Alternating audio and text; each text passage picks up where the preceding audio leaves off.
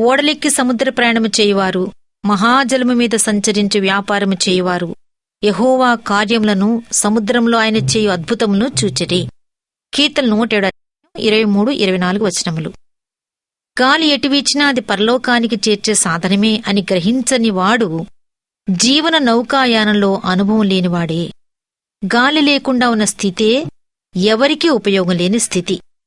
గాలి తూర్పుకి పడమరికి వీచినా, ఉత్తరానికి దక్షిణానికి వీచినా పర్వాలేదు. ఎటు వీచినా నావను నౌకాశ్రయం వరకు నడిపించటానికి దాని సహాయం తీసుకోవచ్చు. సముద్రంలో లోపలికి వెళ్ళిపోవాలి. పెనుగాలులకు భయపడకూడదు.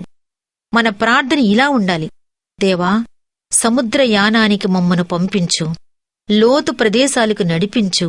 ఇక్కడైతే కాస్త గాలి వీచగానే నావ కొట్టుకుని బద్దలైపోతుందేమో, సముద్రంలోకి మమ్మల్ని పంపించు.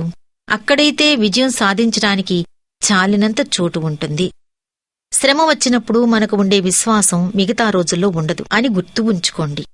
పరీక్షకు నిలబడలేనిదంతా శరీర సంబంధమైన ఆత్మవిశ్వాసమే.